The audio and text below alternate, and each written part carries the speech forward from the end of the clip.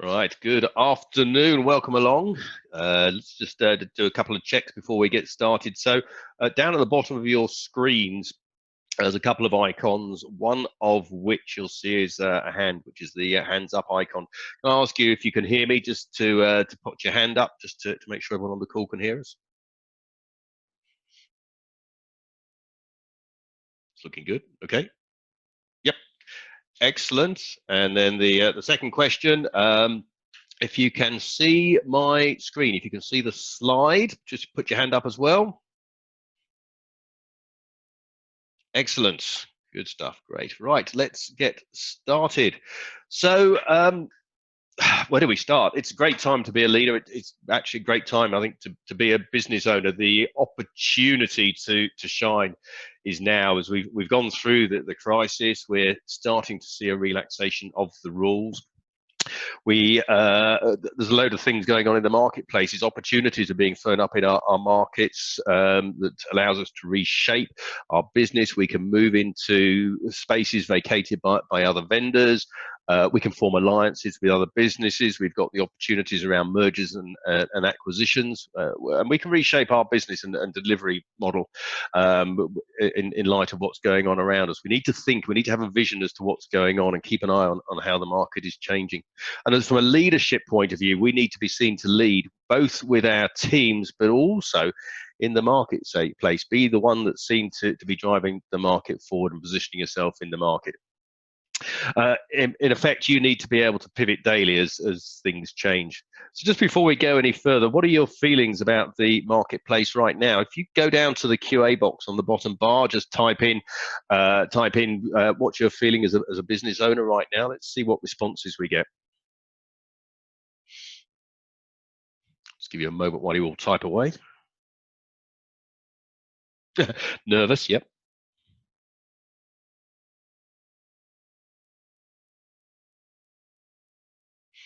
Mm. Excited, not entirely sure what I feel. And I guess all reasonable responses as well as we uh, as we go through the crisis. It's one thing we know for sure is that we're not going to return to business as normal. We're not going to return to where we were before COVID-19 and the lockdown started. Or another one that's just come up: construction site not really open yet for us to do our jobs. Yeah, fair point. I can see that being a big issue. I do know that there's, from what I'm hearing in the news, there's some activity around opening building sites again. Obviously, I bet that varies quite dramatically from business to business.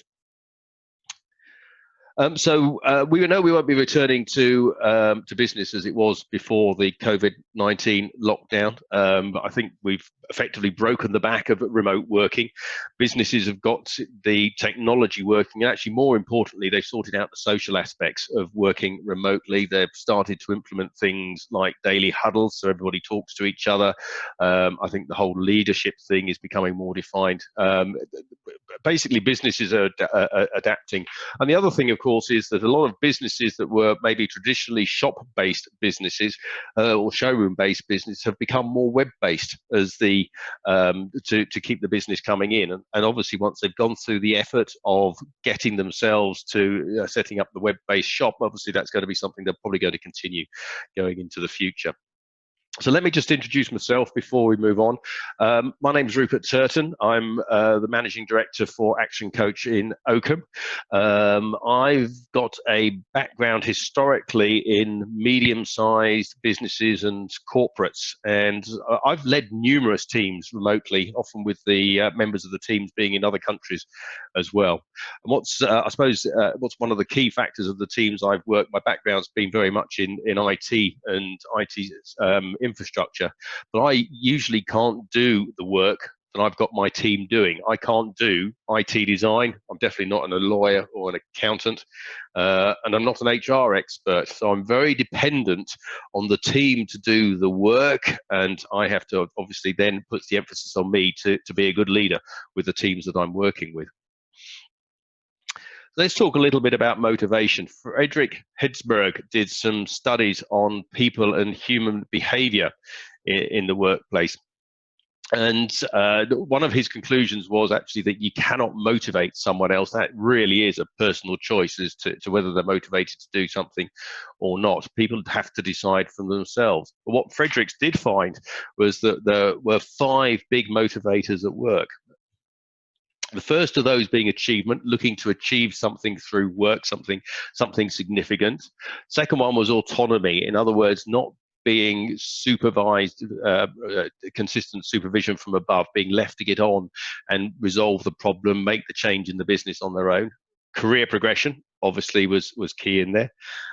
Satisfaction, job satisfaction, enjoying the work they do, looking forward to doing the work they do. And then status. Actually, some people are really motivated by their job title, whether that's a manager, director, VP, CEO. So it varies from person to person. Different people are motivated by different things. But actually, what he also found was that the first 3, achievement, autonomy, and progression, they tended to be motivations associated with people who were leaders. Satisfaction and status tended to be more associated with people who are followers. They wanted someone else to do the leading. And I think at this point, as business owners, we've really got to pull on that leadership quality, on the motivations of achievement, autonomy, progression, because that's what's going to help us drive our business forwards over the next few months. Okay, this is from a book by Jim Collins called Good to Great. Actually, just a quick show of hands if you've read Good to Great. Have you read the book?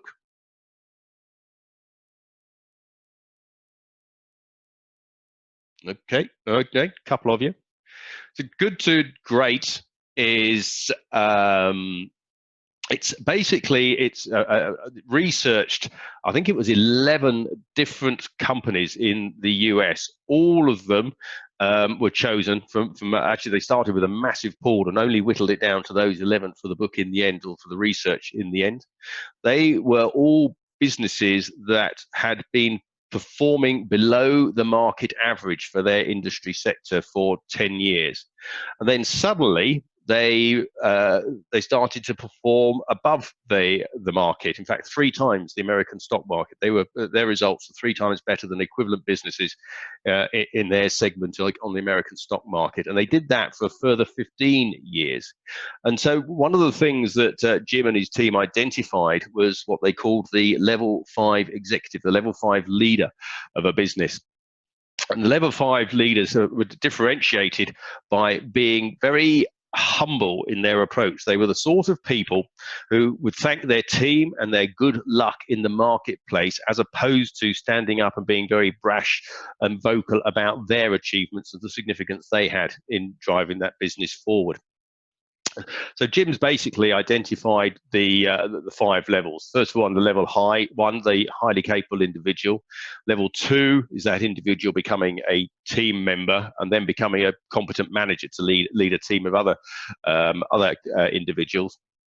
And then effectively moving up into level 4 as the effective leader. And in the book talks mainly about the level 5. In fact, it hardly touches on the other 4 levels at all. It's very much focused on the qualities and how the level 5 leaders behave. So take a moment, just sit back and work out where you think you are. Be honest with yourself, but where do you think you are on that table at the moment? What level do you think you are as a leader?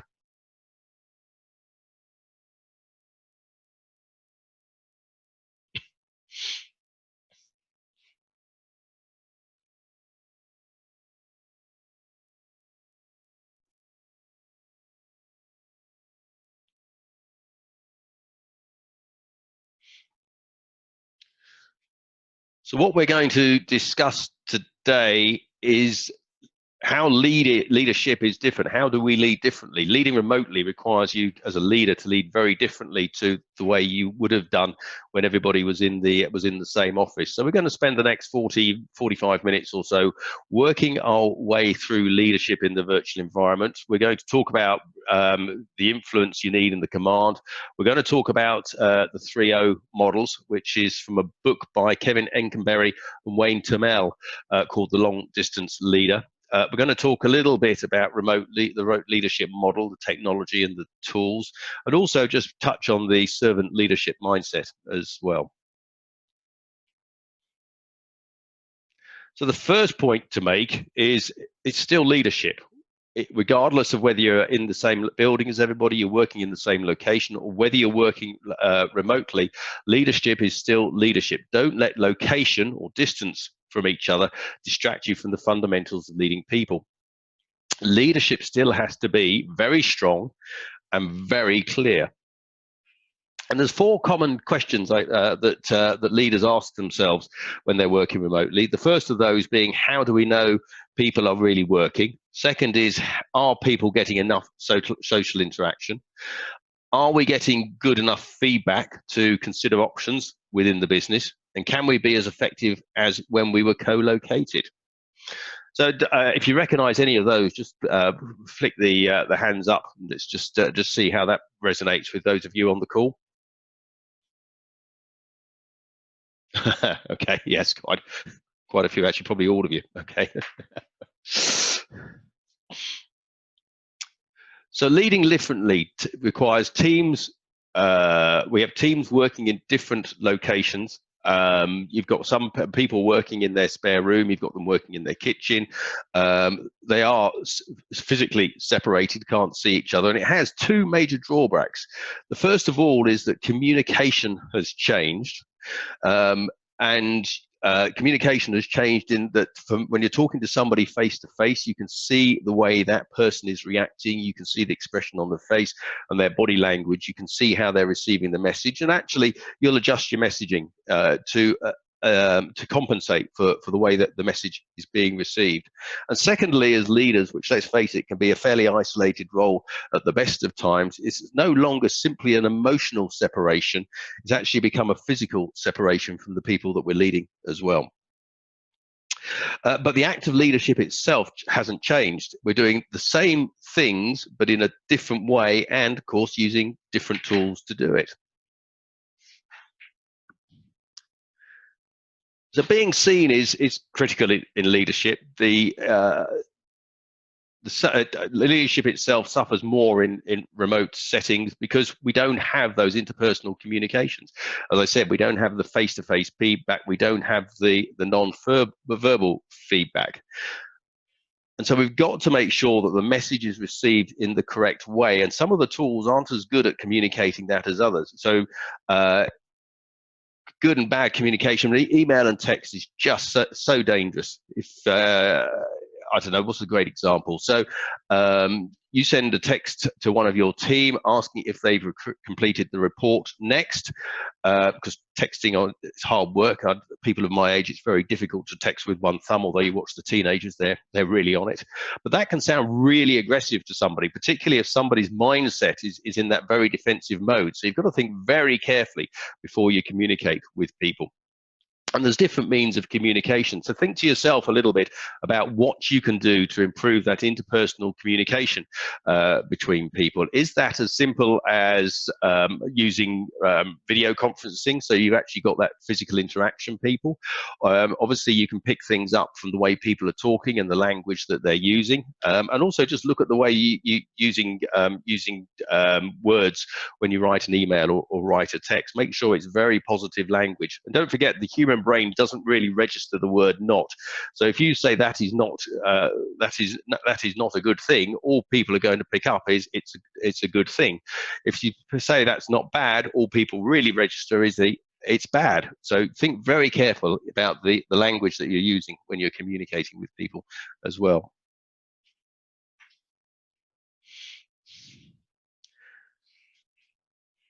So Kevin Engberry, Wayne Tamel, in their book, The Long Distance Leader, they talk about the three gears. The three gears being the leadership and management gear, the tools and technology gear, and the skills and impact gear. So leadership and management gear fundamentally remains the same as we do today, which is displaying the behaviors we are expected to exhibit. So it's the same as it's always been. The difference being we have to be much clearer, much more consistent as as leaders. Secondly, these slightly smaller gears, so these are proportional to their importance as well. Sorry, I should have mentioned that. So the leadership and management gear is the most important. The tools and technology, second most important. Bear in mind, as leaders, we may not be comfortable with the technology that we are using. So we may find that we're falling back into the tool that we are most comfortable with simply because we understand how that works, but it may not be appropriate for the job that we are trying to do. And the third gear is the skills and impact of us and our team and our ability to do the jobs. So if your team have historically, when they've been working together, been able to do the finances on a spreadsheet, actually you may find now they're working remotely, you need a better tool, maybe something like Xero that's cloud-based to allow them to work more effectively. Or if your sales process has historically been very paper-based, maybe now is the time to start looking at a cloud-based solution such as Salesforce or HubSpot to take on that role of CRM and move to a solution that's visible to everybody in the organization. And then designers, I mean, they CAD designs to do design and other design products. Maybe this is the time they should just move to a cloud-based version as well.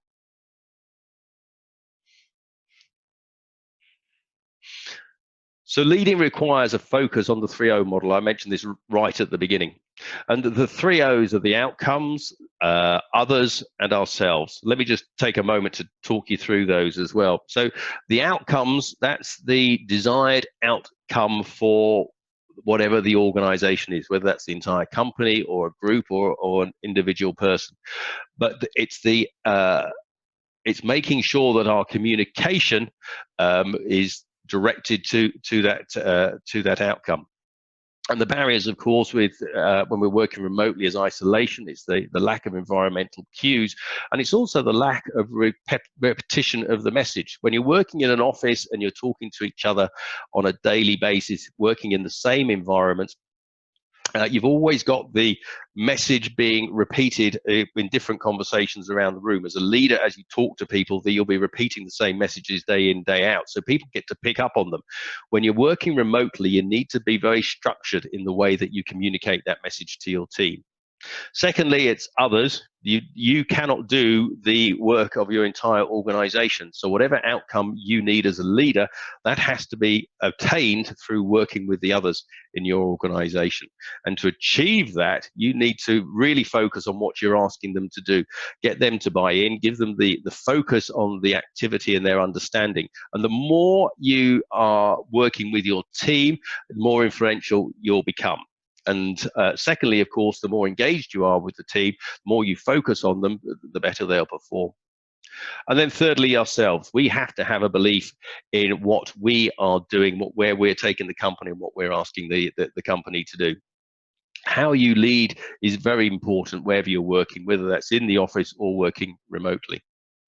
And also note when you look at this list that it's outcomes and others that become before ourselves. There's a priority order there. So despite the fact that we are leading, we also take on the servant leadership principle. So we are setting the lead, but at the same time, our role as leaders is to support our team to enable them to achieve their objectives. So if you like, we're at both sides of the sandwich. So when you think about the outcomes that you want to achieve every week, every day, when you walk into any meeting, give some thought as to what you're looking to achieve and structure your communication during the meeting, during the day, during the week to head towards that outcome. And secondly, of course, when you're working with the other people in the team, make sure you include everybody. Make sure you've got a common goal. You've defined the culture within your organization. So, I mean, if you're working in the office, it may be as simple as a culture of honest communication and also clearing up the kitchen area after you make a cup of coffee. When you're working remotely, you might need to change that a little bit. Maybe something along the lines of before you phone somebody to ask a question, maybe just drop them a quick text message just to make sure they're available and not in the middle of something, so you're not interrupting something they're concentrating on at the time. Things that obviously, if you're in the office, you can see if somebody's head down working or not, or whether they look like they'll be available to answer your question. And also, when you include others, you've also got to have an appetite for risk, whether obviously controlled risk, but actually if you don't take a few risks in the way you do business, you're possibly missing the opportunity to improve the way you operate as well. And I was lucky enough, Miles Downey, who's one of Europe's foremost business coaches, his job, he coaches senior executives and leadership teams and develops coaching skills in line managers and actually other professional coaches as well. Miles presented to Action Coach in the UK last Thursday. And one of the things he was talking about was the enabling leader. So the enabling leader, Miles presents this as three overlapping circles. And in each of those circles, there's three items. They've got the why, the what, and the how. And think about this when you're working with your staff, when you're delegating, when you're asking them to do something. So I'll start in the middle of the table. So the what. The what is what you're asking somebody to do. So it's the specific you're looking for. It's giving them a task. It's defining what the task is going to be. And in particular, defining what the outcome is going to be. So what you want them to deliver back to you. Giving a clear description of what they're doing. It's explaining the quality criteria. It's explaining when it has to be completed by. And it's explaining how you're going to monitor it. The how is working with the team member to understand how they are going to achieve the what. So it's working through with them what's the best way to deliver whatever you've asked them to deliver. Now, the how is not, we have to be very careful as leaders and managers that we don't tell our staff how to do the job. We need them to come to that conclusion on their own to get the best effect. It is very tempting just to tell everybody to do it the way we would do it, which may not necessarily be the best way in any case, but of course it loses that tie-in from the team as well. Now, within the context of that, having asked somebody to go and do something and told them what you want to do, you've also got to put that within context of the wider organization, the wider project, the wider team. And that's the why. That's what we do as leaders. So if you look at the way Miles positions this, he talks about the why being leadership. That's where we position the business. That's where we're taking the business and how we communicate that down. That's where we want the business to become. The what is the management. That's the day-to-day management of the business, the day-to-day delegation of activity and supporting of our staff. And then the how, that's basically us working to coach our team to allow them to get the best results. So you have that hierarchy, that, if you like, that waterfall down from the why through to the what and then to the how of what needs to be achieved. And all of that has to take place in the context of a relationship between you and your team members so that they are happy to have these conversations and ask the questions and probe a little bit, have fairly open dialogue about what you're looking to achieve and how that fits into their bigger picture.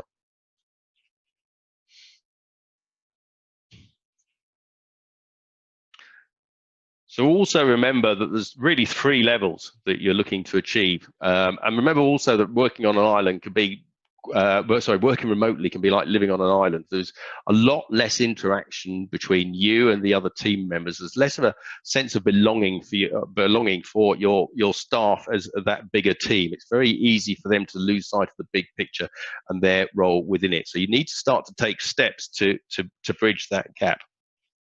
So first of all, you need to think about the organizational outcome. So setting clear targets for the business, but also frequently discussing that with your team so they start to understand what you're looking to achieve and how it's going to be shaped up. Secondly, it's the outcomes for the individual teams. People have to know what they do and how that fits into the success of the overall business, how their team activity fits into the success of the overall business, but also their role within the team. And then thirdly, there's the personal and individual outcomes. People come to work for various reasons, and you've got to make sure that what you're asking them to do aligns with what they're looking to achieve, what their personal outcomes are going to be. So take a moment. So just think about what are the goals in your business right now. And actually, if you want to type them into the Q&A box, let's see what ideas you've got there.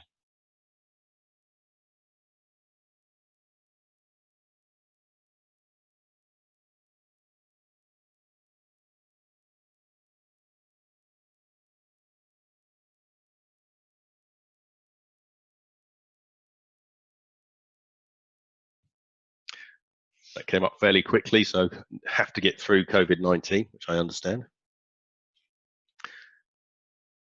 Oh, maintained growth. Yes, I suppose we could have expected that as well.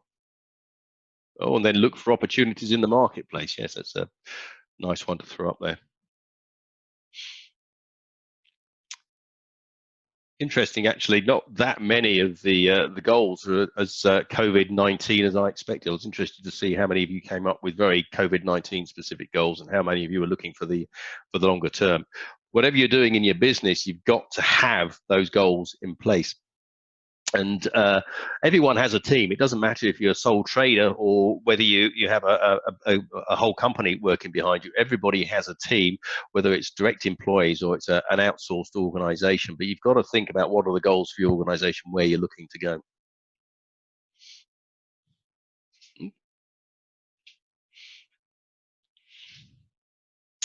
I know it's really obvious, but how many of you actually achieve the goals you set yourselves? You just pop your hands up if you always achieve the goals you set yourself.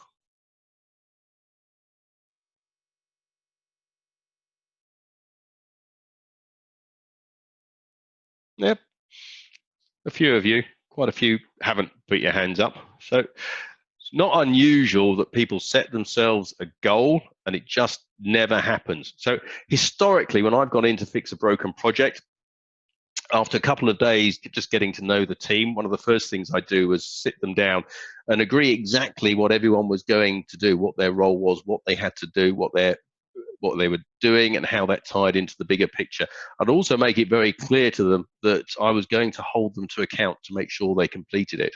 Then the second thing I do is once they accept that, so I make it very clear. And then secondly, when we got to delivery, I make it very clear that I would not accept missed goals. And I've had teams working all night because they committed to a delivery date and missed it. And actually, it was usually one or two people who hadn't delivered. So peer pressure plays a really big part in keeping the team together here. And in my experience with a broken project, it was usually because the team were out of the habit of achieving their goals, and you had to get them back into the habit of setting the goals and achieving them, or they would just drift aimlessly if they weren't in the habit of doing that. And setting the goals, they need to be, I'm sure you've heard the term before, SMART, very specific, measurable, achievable, results orientated, and time bound. Need to talk about things like the quality components of the work.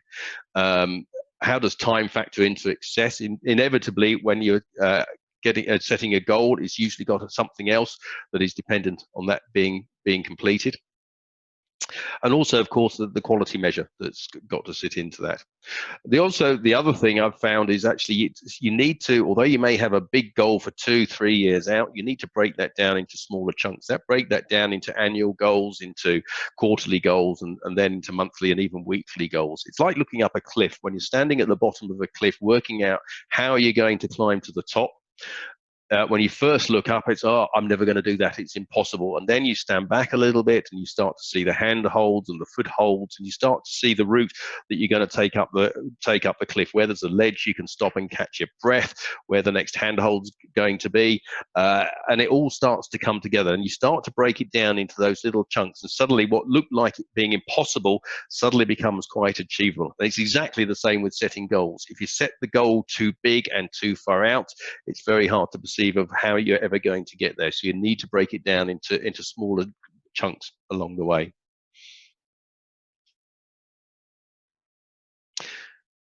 So most leaders feel they're weak at coaching. Some people we work with don't have the skills to do what we're asking, and some of them simply don't have the will. They don't have the motivation. So as leaders, we have to work with them. First of all, we have to coach and mentor them to build the skills up to enable them to complete the task. And secondly, we have to support them, to work with them to get them motivated.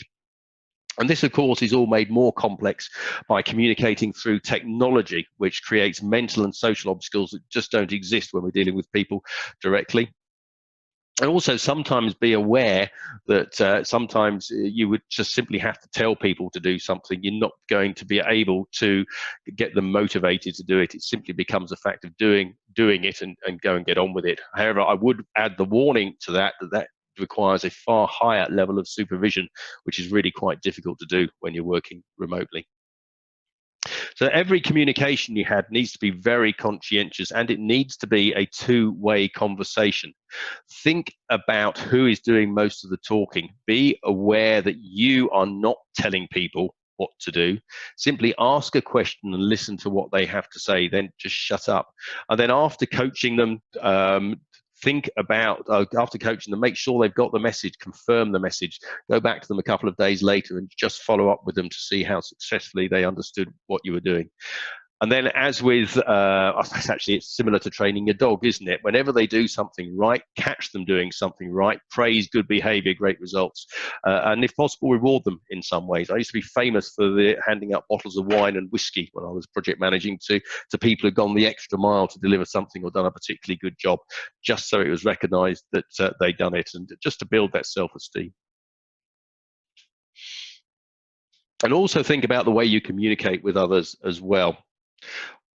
All of you presumably have heard about the golden rule for communication. Treat others as you wish to be treated yourselves. I would suggest we should be replacing that with the platinum rule.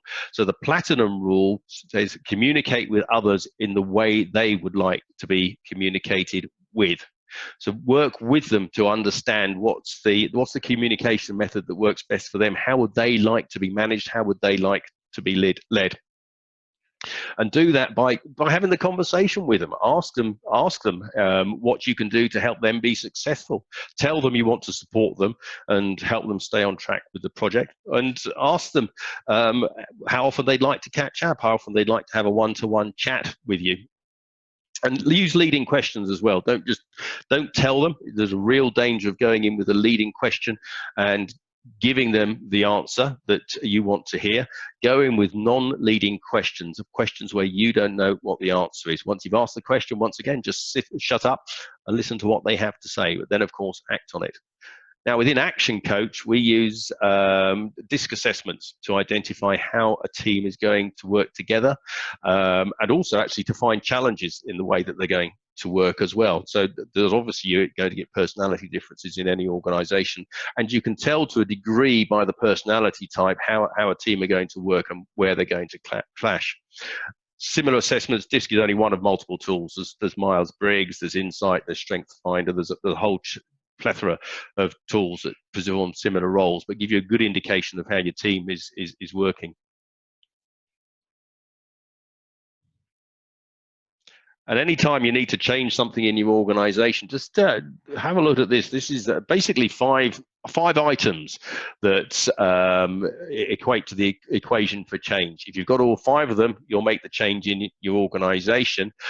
If you don't, you're going to probably result in confusion, anxiety, maybe a very gradual change, frustration, or simply a false start that goes nowhere. So think about the vision you have for the organization, where you're taking it, what you're looking to achieve, what the end result of the change is going to be. Think about the skills that are needed to enact that change. What's the incentive to the team members to complete successfully? And it may not just be monetary. Some team members, just the recognition, the sense of achievement is the incentive that they need. Also, of course, you've got to make sure you have the right resources in place to successfully achieve the change you're making.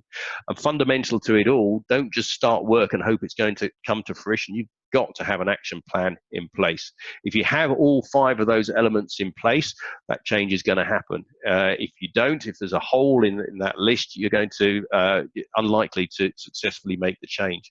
And there's a really quick exercise. We won't do it now, but it'd be worth just have a look at how you would score yourself and your business against each of those criteria, and see what the chances of successfully leading the change are within your organization.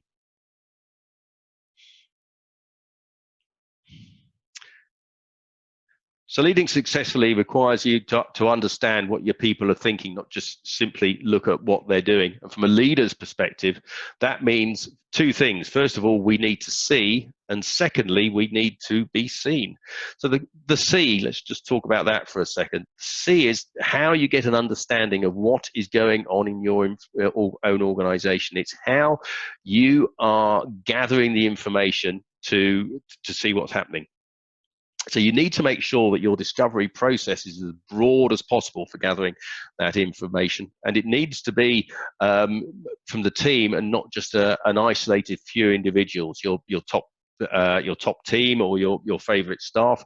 You need to make sure you've asked as many people in the team as you can. You need to look outside for other resources that will give you a clue as well. Really to make sure you get a complete view of the landscape. And secondly, be seen. Let others know how they are collecting information and how they can funnel that information to you as a leader. And also think very carefully about the impression that you are making. So when you go onto a telephone call, how you're seen in conversation, make sure that they're getting the understanding of leadership from you. So you're not coming onto a call, starting the call with, I don't know, what do you get? Oh, hang on, I've been on these calls actually. What is this call all about? Or where are my notes from the last one? Come into the call organized, knowing what you're going to talk about and what the end result of that call is going to be in terms of agreeing an outcome or agreeing the next actions. So think about how you're going to start the call, think about the impression you're going to make, think about what you're going to talk about, and then plan the call out. Have that plan in your head or even written down as to what you're going to do in the during the conversation.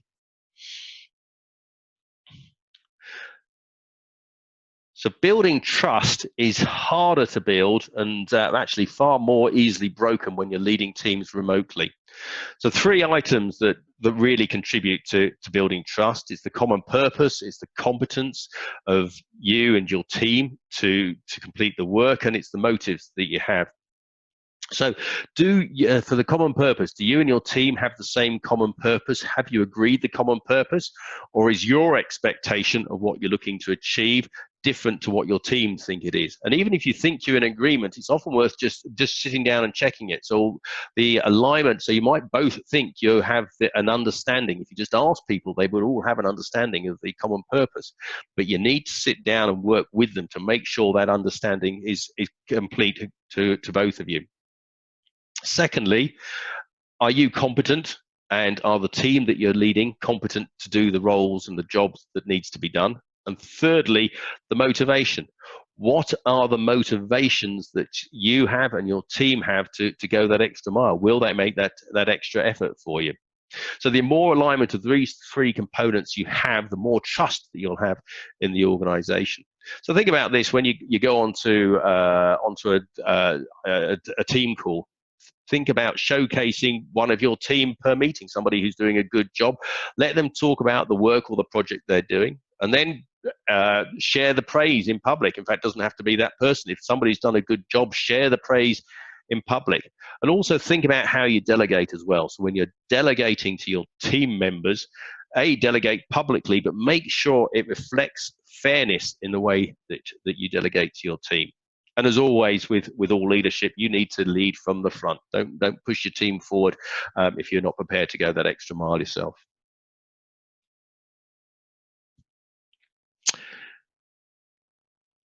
So the tools capability, so the middle cog of the 3 gears, the tools capability and its effectiveness in what you're trying to achieve.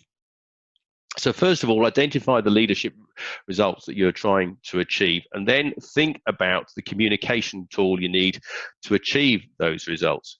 For communication to be effective and appropriate, you need to strike the right balance between richness and the scope of what you're trying to achieve. So let me just put a bit of understanding behind that. So richness is the what is being expressed. It's the one-to-one communication, it's the tone of the communication, the expression, the body language, the choice of words that you're using. The scope, that's the reach of the communication. So things like email, newsletters, recorded message, they can go out to a very broad reach. But on the downside, they do lack that richness of the two-way interaction. So think about what is the most appropriate tool for what you're trying to achieve. So be mindful of what you're trying to get across to your team, to whom you need to communicate, and how richly that communication needs to take place. So if we look at the tools for the job, video and recorded message, they have the visual component to the conversation. You can see people's facial expression, you can see their body language, you can see how they're reacting.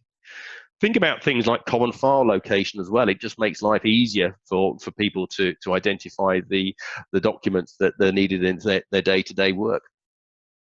Use of email, best used for broad reach and recorded information. So maybe have the discussion as a video conference or a telephone call, and use email to record the outcome of that conversation. Webcam video chat, the ultimate remote communication tool. Downside being that video chat can be quite difficult to set up sometimes. Texting, quite effective for more timely and urgent communications. Very difficult to put very much information into text type messages. And telephone and conference calls. I mean, don't underestimate the importance of them. They're less effective options for one-to-one or group communication, as there's less non-verbal cues and feedback, but particularly when you're working with people that you're talking to regularly through other media, telephone calls are a great way of getting short communications, quick context. So just raise your hand if you're using one of these technologies right now, or more than one of these technologies in your business.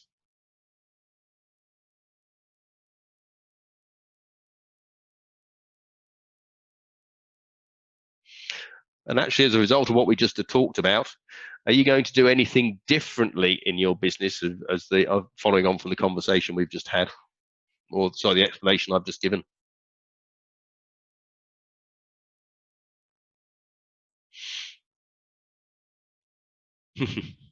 Yeah, more careful use of email. Yes, interesting.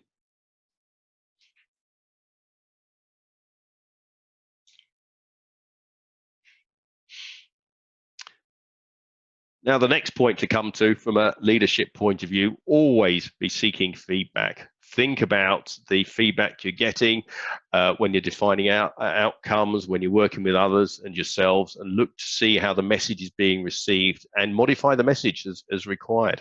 And also look at the existing evidence. If you have problems with people not doing what they're asked in your organization, if you've got work not being completed to the quality you would like, think about what you can do to rectify that in your business. Identify people that you can trust. So for me, my trusted advisors, obviously I have a coach, and my coach is one of my trusted advisors. My wife, Angela, one of my trusted advisors. And I'm trusted advisors to other people as well. So the people I coach, my kids, other coaches and action coach, we actually advise each other quite a lot on various topics that we're considered to be good at, and also other people I meet. But also there's areas that I'm definitely not going to be somebody's trusted advisor. So if you wanted to bake a cake, I'm absolutely the last person you want to talk to. And when you're seeking feedback, ask open-ended questions, and then shut up and wait to see what answer comes back. And have these conversations as richly as you possibly can. Get as much detail in there, as much understanding as you can. And don't just have the conversation as a one-off event. Have it over an extended period of time. So keep coming back and continually seeking feedback on what you're doing and how you're proceeding.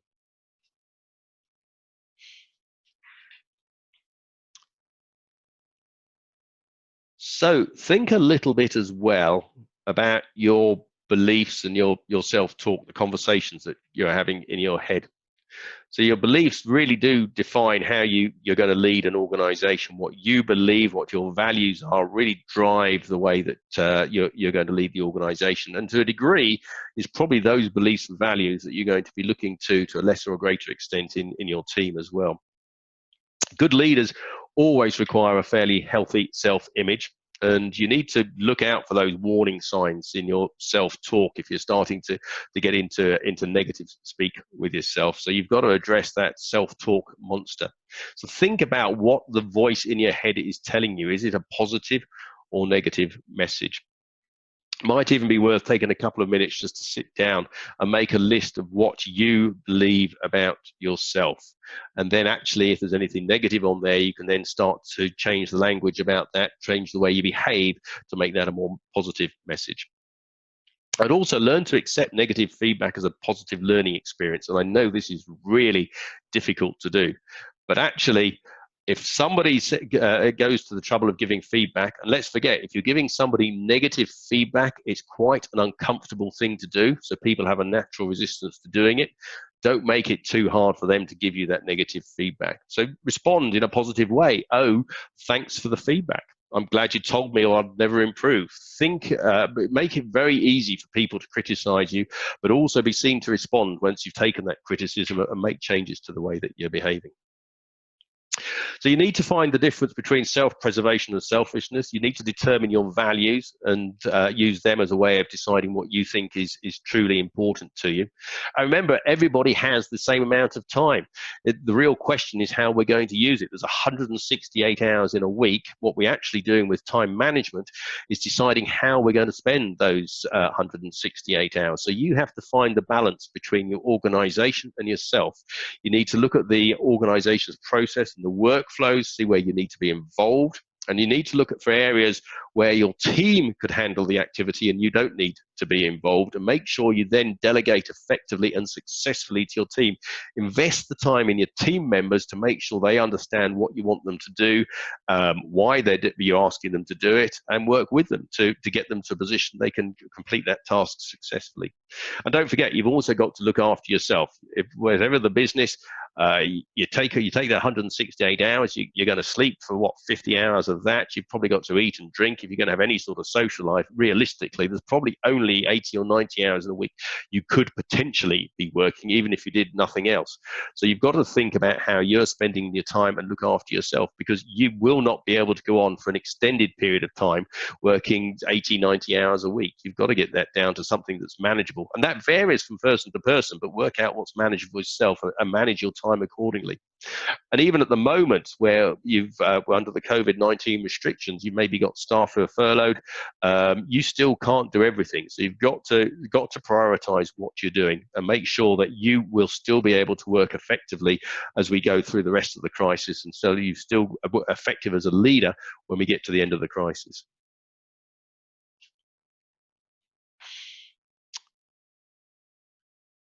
So just take a moment, just to maybe jot down on a piece of paper in front of you, what type of organization do you want to be? And then think about what behaviors you need to exhibit as a long distance leader, and what are the skills that need to be addressed for you to be able to do that. And then, of course, what is your plan for developing and supporting your long distance leaders? You've got to look at how you develop yourself, but also think about the leaders in your team as well. And how will the organization then support those remote team members? So is that in terms of the resource they need? Is that particular training they need? And don't forget, the focus on training and learning is not simply about classroom training. It's got to be connected to the work they do. And it varies from person to person as well. Different people learn in different ways, so you need to make the learning available to them through different medium, whether that's visual, i.e. reading a book or watching a video, auditory, where they're listening to somebody explain how something should be done, or simply kinetic, actually doing them jobs themselves. There's nothing to say that training has to take place as a separate activity. It can be merged into the day-to-day work that they're expected to do. And you need to think of learning as a process and a journey. It's not just a simple one-off event. 2 hours worth of training, that's everything. They need to have it explained to what they're going to do, and then they need to be able to practice it in the workplace.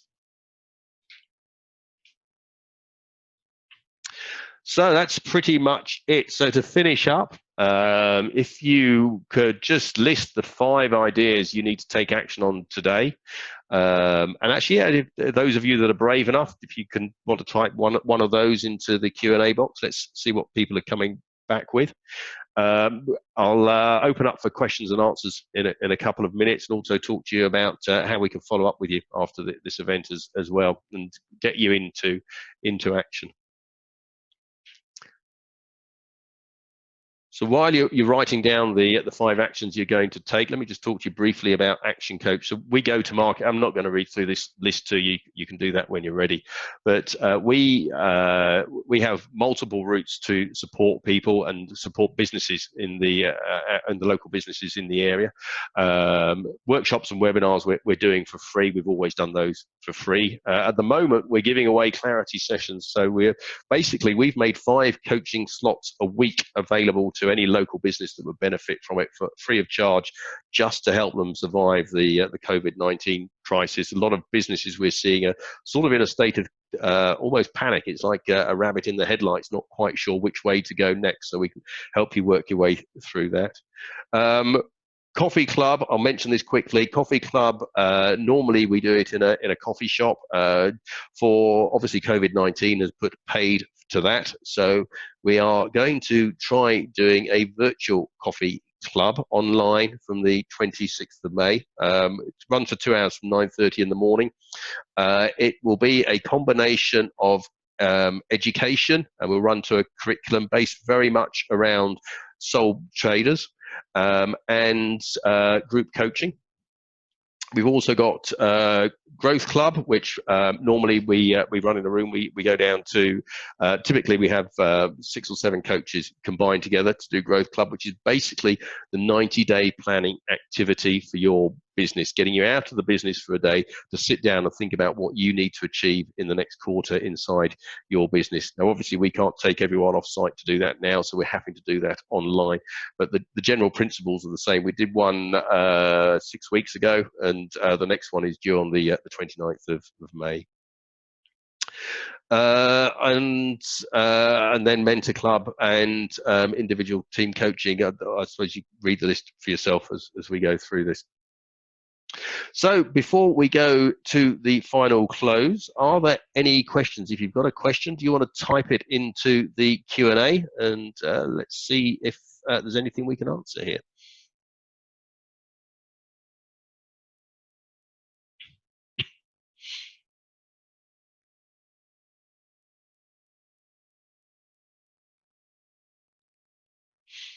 Looks like I'm getting off quite lightly today.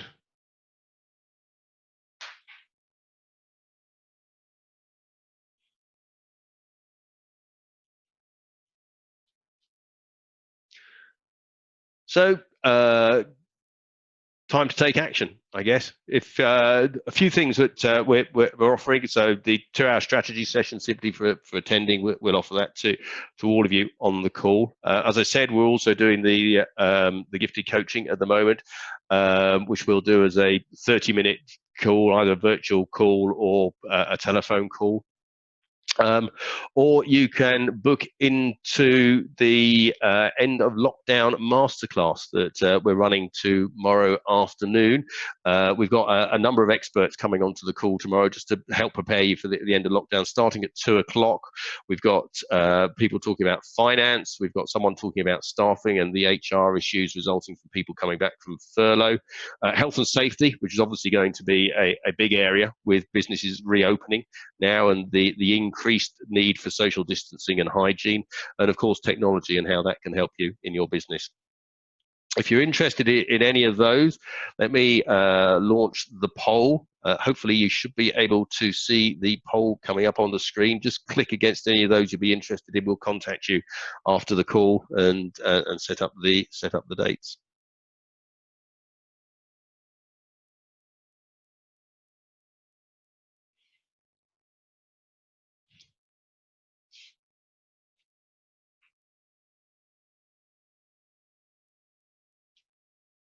So that's it. I hope that's been helpful to you. We covered an awful lot of stuff today. I'm hoping it all made sense to you. As leaders, we've got to remember to lead effectively no matter where our staff are working. A lot of what we talked about is based on the book Long Distance Leader by Kevin Aikenberry, Wayne Tamel. It's probably worth a read if you get the chance. And then just to let you know, we will email you after the session today just to get your feedback. All feedback is great from our perspective. It helps us improve these sessions, get them more relevant, and make them more interactive, hopefully keep you more engaged. And if you'd like to contact us afterwards, please catch us at on the email address, or on the email address or the phone numbers below. My name is Rupert Turton. It's been great having you all along today. Hopefully talk to you all in the future, and good luck over the next few weeks. Take care.